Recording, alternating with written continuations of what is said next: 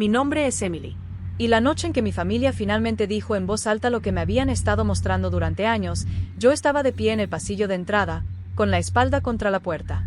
Mi hermano estaba frente a mí, apuntándome al pecho con el dedo mientras gritaba, «Nadie te quiere aquí».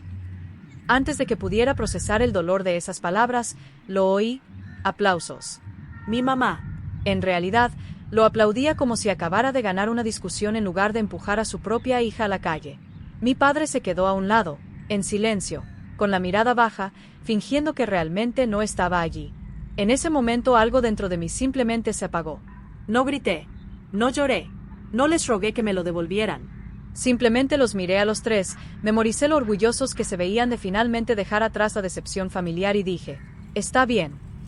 Luego me di la vuelta, subí a mi habitación y comencé a empacar jeans, algunas camisetas, mis zapatos de trabajo de la cafetería, la computadora portátil que compré con mi propio dinero y todo el efectivo que tenía escondido en una taza vieja. Cada cierre que se cerraba era como si otro hilo se rompiera entre nosotros. Podía oírlos abajo todavía hablando de mí como si ya me hubiera ido. Y por primera vez, me di cuenta de que tal vez eso era exactamente lo que necesitaba hacer. Me fui sin dar un portazo, sin despedirme. Y si piensas que eso fue dramático, espera a escuchar lo que pasó a la mañana siguiente, cuando mi teléfono se iluminó con 36 llamadas perdidas de las mismas personas que juraron que nadie me quería allí. Si quieres saber cómo pasé de ser indeseado a tener todo el poder, quédate conmigo hasta el final. La gente siempre dice que la familia debe ser tu lugar seguro. Pero desde que tengo memoria, mi casa se sentía más como un escenario donde yo era un extra en el espectáculo de otra persona. Crecí en una casa de aspecto perfectamente normal en los suburbios de Chicago, el tipo de vecindario con césped bien cuidado, buzones decorados para las fiestas y vecinos que saludaban como si todo detrás de puertas cerradas estuviera igual de ordenado. Pero dentro había una regla muy clara que nadie decía nunca en voz alta. Mi hermana importaba más. Su nombre es Jaque. Es el chico de oro en todas las historias que cuentan mis padres. Mi mamá Karen habla de él como si fuera el personaje principal de una película que ella misma dirigió. Mi padre Mark no dice mucho, pero cuando lo hace, generalmente es para respaldarla. Les encanta decir que nos tratan por igual, pero la realidad nunca ha sido ni de lejos la misma. Tengo 19 años. Trabajo en una cafetería cerca del campus y cada cheque que recibo va a una cuenta de ahorros para mis clases de diseño gráfico. Hago turnos extra cuando alguien llama, camino a casa oliendo a café expreso y azúcar, y aún así, de alguna manera, encuentro la energía para cocinar la cena o limpiar la cocina porque mi madre dice que está demasiado cansada después del trabajo y Jaque necesita tiempo para concentrarse. Centrémonos en lo que exactamente ha sido siempre un misterio para mí. Tiene 22 años, abandonó la universidad comunitaria después de un semestre y pasa la mayor parte del tiempo en su habitación gritándole a extraños en línea a través de unos auriculares. De alguna manera, en la mente de mi madre, eso todavía califica como potencial. Cuando Jaque quiso una nueva consola de juegos y un monitor curvo para acompañarla, mis padres sacaron una tarjeta de crédito y lo hicieron realidad.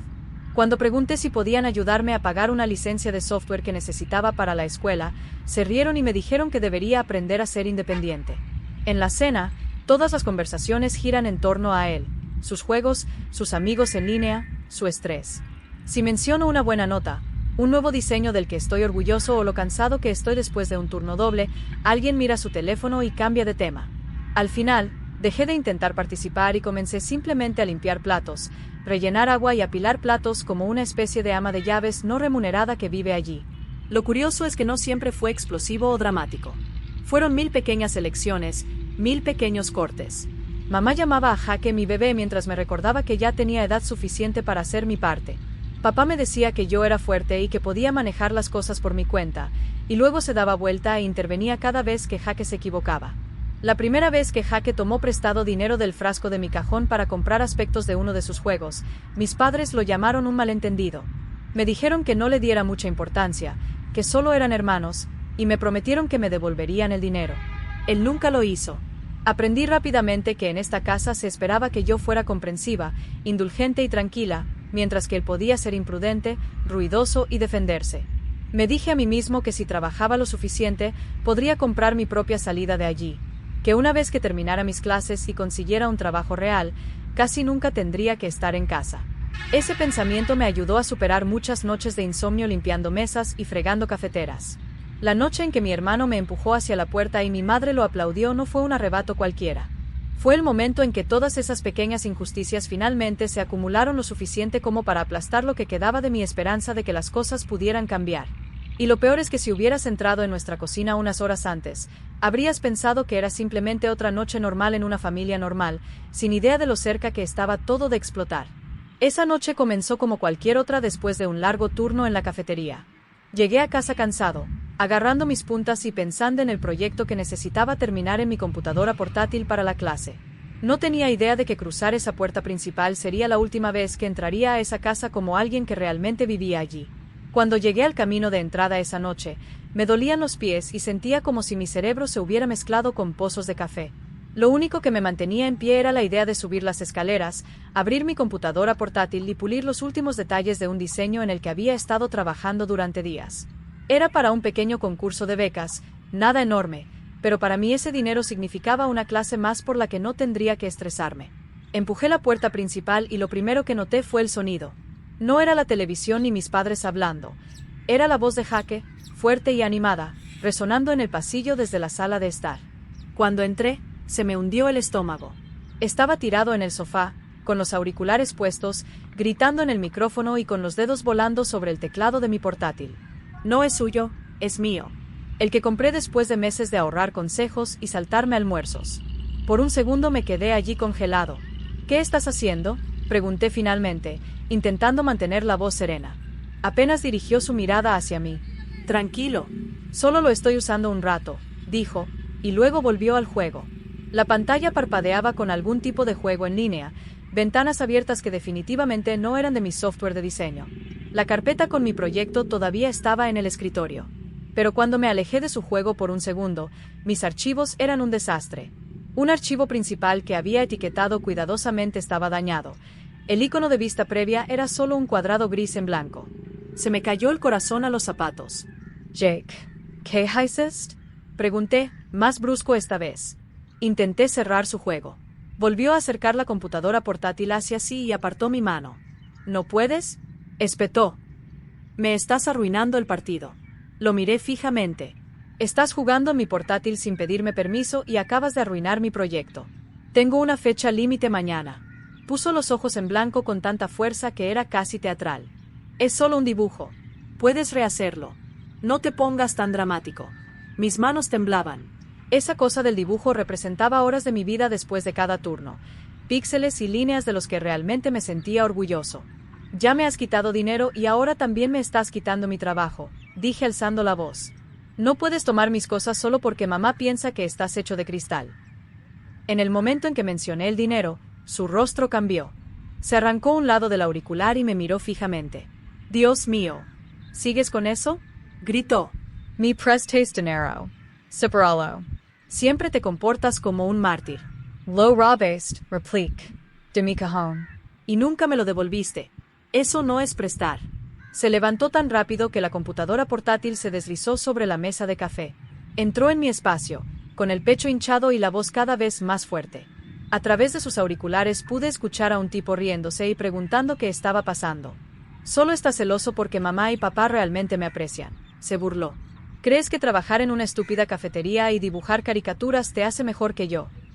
Creo que el simple hecho de trabajar me hace más responsable que tú, respondí. Lo único que haces es gritarle a una pantalla y endeudar aún más a la familia. Fue entonces cuando la puerta principal se abrió de nuevo. Mi mamá y mi papá entraron con los brazos llenos de bolsas de compras, en medio de una conversación. Nos vieron enfrentándonos y al instante, instintivamente, mi madre corrió al lado de Jake como si él fuera el que estaba bajo ataque. ¿Qué pasa aquí?, preguntó, mirándome a mí. No a él. Jake no perdió el ritmo. Está como loca con sus archivitos de arte e intenta apagar mi juego, dijo, señalándome con el pulgar. Solo estaba tomando prestada la laptop. ¿Préstamo?, repetí. Corrompiste mi proyecto. He estado trabajando en él para conseguir una beca. Me volví hacia mis padres. Compré esa laptop con mi propio dinero. Él tiene su propia computadora arriba. ¿Por qué está en la mía? Mi mamá suspiró como si yo fuera un niño pequeño haciendo un berrinche en un supermercado. Es solo una laptop, Emily. Tienen que aprender a compartir. Tu hermano tuvo un torneo esta noche. ¿Podrías dejar de centrarte solo en ti por una vez? Mi padre asintió lentamente, poniéndose ya de su lado por costumbre. Si el archivo se ha perdido, Puedes rehacerlo. Tienes talento. Ya lo descubrirás, dijo, como si fuera un cumplido. Sentí que se me cerraba la garganta. No es solo el expediente, dije en voz baja. Es todo. El dinero, el tiempo, como me pisotea, y siempre actúas como si yo fuera el problema cuando digo algo. Jaque soltó una risa corta y fea. ¿Por qué tú eres el problema?, espetó. Siempre te quejas. Siempre te haces la víctima. Se acercó aún más y ahora podía sentir su aliento en mi cara. ¿Sabes qué? Si tanto odias este lugar, ¿por qué no te vas? Mi mamá no le dijo que parara. Ella no le dijo que estaba yendo demasiado lejos. Ella se cruzó de brazos y me miró como si estuviera esperando a ver qué haría. Sentí que el calor me subía a la cara. Quizás debería, dije. Quizás todos estarían más felices si no estuviera aquí. Jaque sonrió. No es cuestión de eso, dijo, y luego me empujó. No fue un empujón suave. Fue el tipo de empujón duro y descuidado que te hace tropezar. Mi espalda golpeó la puerta principal y el sonido me hizo estremecer. Y fue entonces cuando lo oí de nuevo. Aplausos. Mi madre aplaudió lentamente y con fuerza mientras le sonreía como si acabara de decir algo valiente en lugar de empujar físicamente a su hermana. Por fin alguien lo dijo, comentó. Mi padre miró hacia otro lado, con la mandíbula apretada, pero aún así no intervino. En esa fracción de segundo, algo dentro de mí simplemente se apagó. El miedo, la ira, la esperanza de que se dieran cuenta de que estaban siendo crueles, todo quedó en silencio. Me enderecé, me alicé la camisa y los miré a cada uno de ellos, uno por uno. Entendido, dije en voz baja. Mensaje recibido. Luego me giré sin decir otra palabra y subí las escaleras para empezar a empacar. Mientras ellos estaban abajo, ya hablaban de mí como si fuera un problema finalmente resuelto. No cerré la puerta de golpe al salir. Salí con mi mochila, mi bolso de mano y ese tipo de entumecimiento que parece más pesado que cualquier equipaje. El aire afuera estaba lo suficientemente frío como para quemarme las mejillas, pero aún así se sentía más suave que la forma en que mi madre le había sonreído a Jaque mientras él me empujaba. Cargué mis cosas en mi pequeño y destartalado auto, me senté detrás del volante por un segundo y miré hacia la casa. Nadie vino a la ventana. Nadie abrió la puerta. Por primera vez me permití aceptar aquello que había tenido miedo de admitir durante años. No me querían allí, y quizá no los necesitaba tanto como pensaba. Conduje hacia la ciudad con las manos apretadas alrededor del volante, los faros extendiéndose como un camino que se alejaba de todo lo que alguna vez había conocido. Le escribí a mi mejor amiga Zoe de camino. Oye, ¿puedo quedarme en tu casa esta noche? Es una larga historia. Me respondió antes de llegar al siguiente semáforo. Claro, sin preguntas. Solo ven aquí. Cuando llegué a su pequeño apartamento, abrió la puerta en pantalones deportivos y con el pelo desordenado, me abrazó y no dijo, te lo dije, aunque podría haberlo hecho perfectamente. Pedimos pizza barata. Ella me entregó una camiseta de gran tamaño y terminé acurrucada en su sofá con una manta, con mi computadora portátil sobre la mesa de café. El archivo dañado me devolvió la mirada como un recordatorio de todo aquello que acababa de dejar atrás. Pero por una vez no lo abrí. No intenté arreglarlo. Simplemente lo dejé ahí mientras Zoe hacía un espectáculo aleatorio y fingí no darme cuenta cuando mis ojos se pusieron vidriosos. Puedes quedarte todo el tiempo que quieras, dijo en voz baja. Lo sabes, ¿verdad? Asentí porque si intentaba hablar estaba bastante seguro de que mi voz se quebraría. Me quedé dormido esa noche escuchando el zumbido del tráfico y las sirenas lejanas en lugar de Jaque gritándole a sus compañeros de equipo a través de paredes delgadas. Fue extraño, pero en cierto modo fue pacífico. Nadie me daba órdenes ni ponía los ojos en blanco mientras hablaba. Por primera vez, el silencio que me rodeaba no parecía un castigo. Parecía una posibilidad. A la mañana siguiente, el sonido que me despertó no fue el de un despertador ni el de Zoe preparándose para ir a trabajar. Era mi teléfono el que zumbaba sin parar sobre la mesa de café. Al principio pensé que era un error. La pantalla seguía iluminándose y apagándose, volviéndose a iluminar, vibrando tanto que casi se cayó del borde. Cuando finalmente lo agarré, me quedé mirando. 36 llamadas perdidas, todas de 3 nombres: mamá, papá y Jaque. Mis notificaciones eran un desastre de textos apilados uno encima del otro. Los primeros fueron justo lo que esperaba. Esto es ridículo. Emily, deja de ser dramática y vuelve a casa. Estás asustando a tu madre. Hubo uno de Jaque que simplemente decía, buen trabajo haciendo que todo vuelva a ser sobre ti. Casi me reí. Me habían echado y de alguna manera seguía siendo yo el que causaba problemas al irme. Dejé el teléfono a un lado, fui a cepillarme los dientes y a echarme agua en la cara, e intenté fingir que nada de eso me molestaba. Pero cuando regresé, había más mensajes y el tono había cambiado. Emily, contesta, por favor. Esto es serio. Necesitamos hablar. Se trata de tu hermano. Llámanos. Necesitamos tu ayuda. ¿Tu ayuda? Eso era nuevo. Abrí uno de los mensajes de texto más largos de mi madre. Mis ojos escaneaban las palabras más rápido de lo que mi cerebro podía procesarlas. Un problema grave. Dinero. Amenazaron con demandar. Podríamos perderlo todo. Esta vez mi corazón no se desplomó. Simplemente se detuvo. Hubo un tiempo en que un mensaje como ese me habría hecho correr a arreglarlo todo, incluso si eso significaba agotar mis ahorros y arruinar mis propios planes. Pero ahora, lo único que podía pensar era en cómo menos de 12 horas antes, esas mismas personas habían visto a mi hermano empujarme contra el marco de una puerta y me habían dicho que nadie me quería en esa casa. Ahora, de repente, yo era útil, una solución. Me recosté en el sofá, con el teléfono en la mano, mientras Zoe me observaba desde la cocina con una ceja levantada.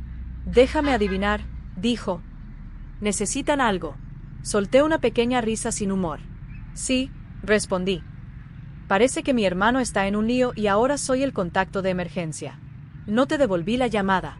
Todavía no. Me quedé mirando esas 36 llamadas perdidas, el aluvión de mensajes que pasaban del enojo a la desesperación, y me pregunté qué se supone que debes hacer cuando las personas que te echaron como basura de repente actúan como si fueras el único que puede salvarlos.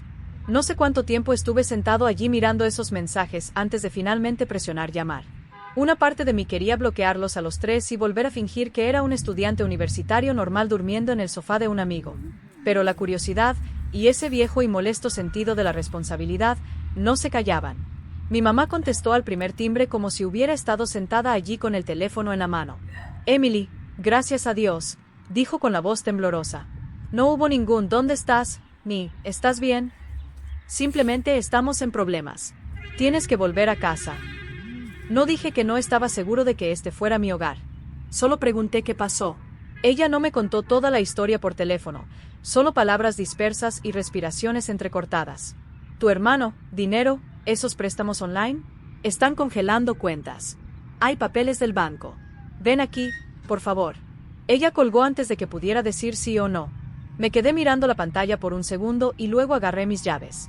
Zoe me miró desde la puerta, con los brazos cruzados. No les debes nada, dijo en voz baja. Sabía que ella tenía razón. Fui de todos modos.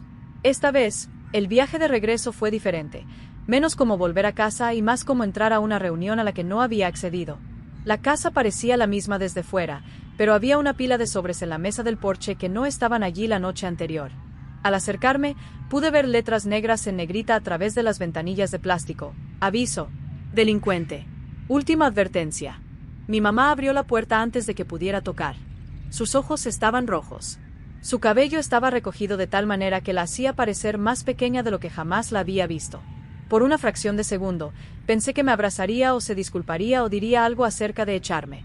En lugar de eso, se hizo a un lado y dijo, necesitamos hablar en la cocina. Mi padre estaba en la mesa, había papeles esparcidos por todas partes. Jaque estaba sentado hundido en una silla, con los brazos cruzados y los ojos pegados a su teléfono como si esto fuera, en el mejor de los casos, un poco incómodo.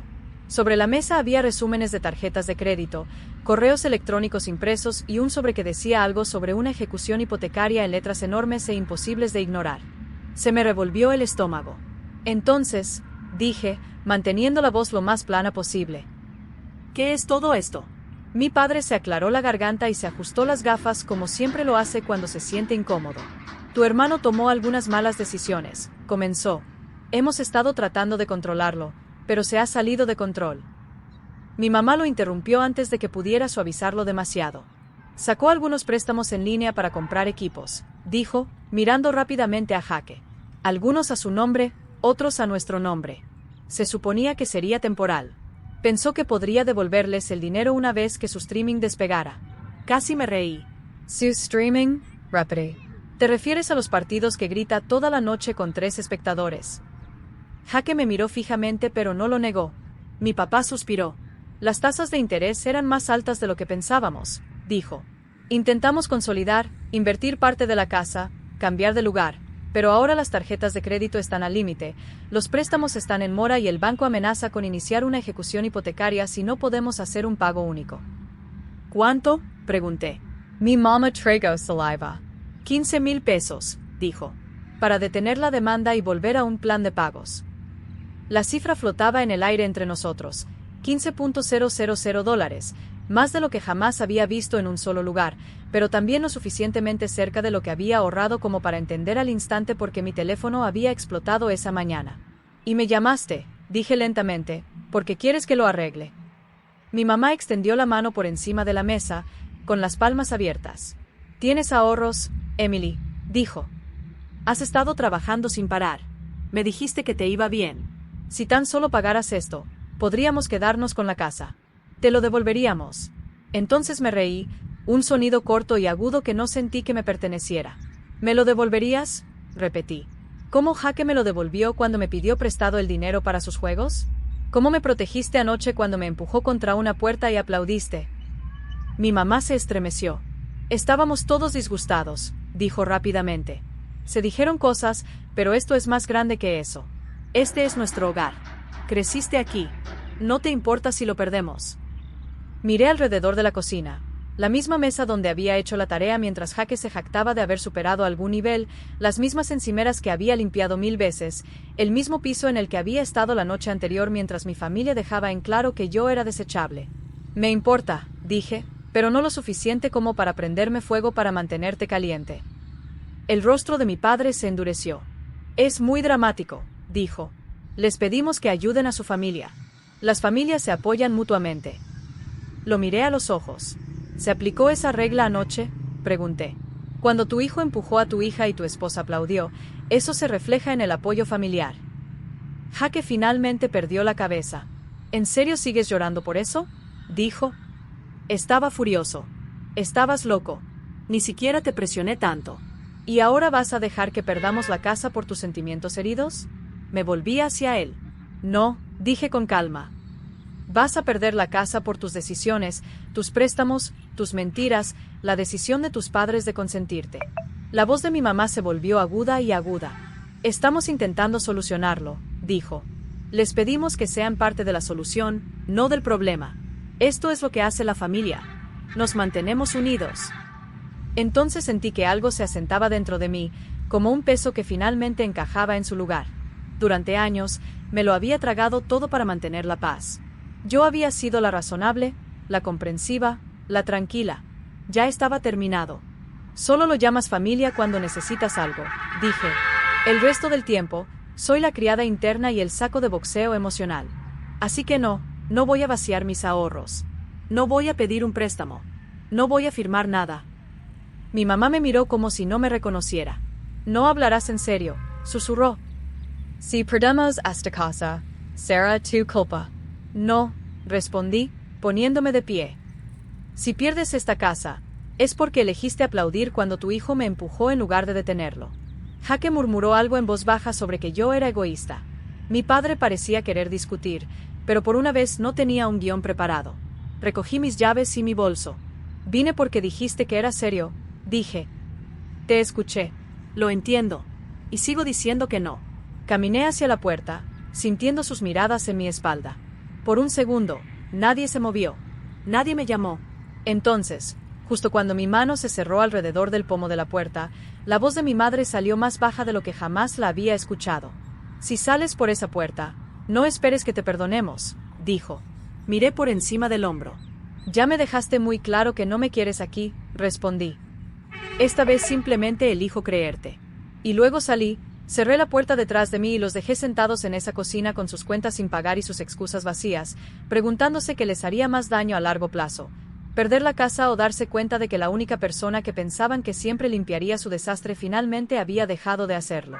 Me gustaría poder decir que salir de esa cocina fue el final, pero la gente como mi familia no suelta el control tan fácilmente. En el momento en que regresé a casa de Zoe, mi teléfono se iluminó nuevamente. Primero vino la rabia.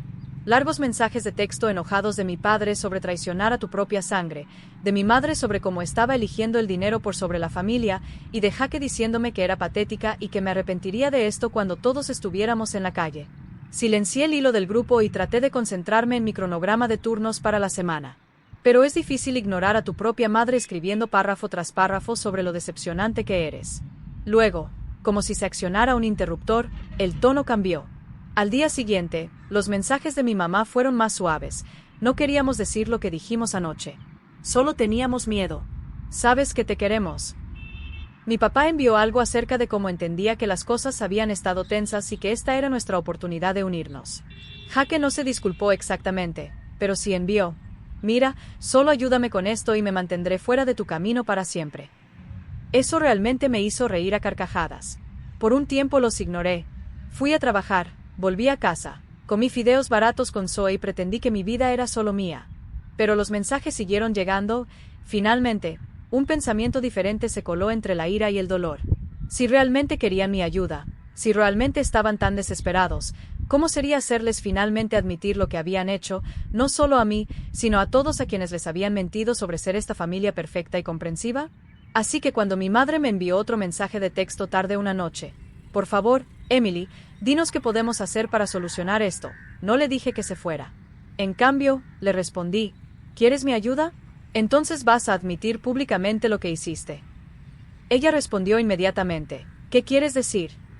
Respiré hondo y dejé que años de humillación y desprecio cayeran en mis dedos.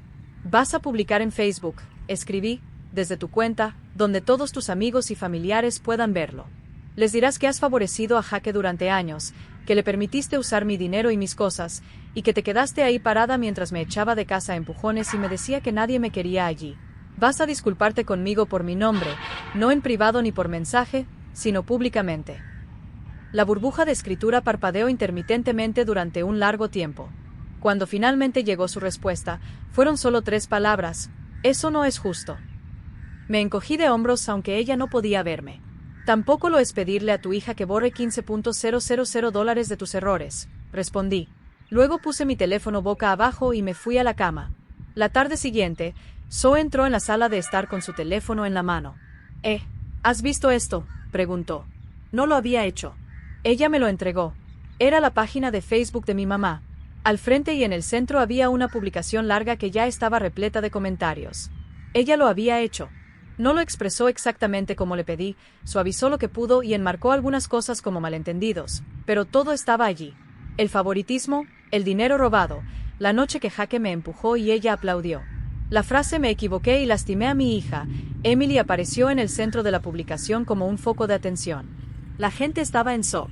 Algunos comentaron cosas como: no tenía idea y eso debe haber sido muy doloroso para ella.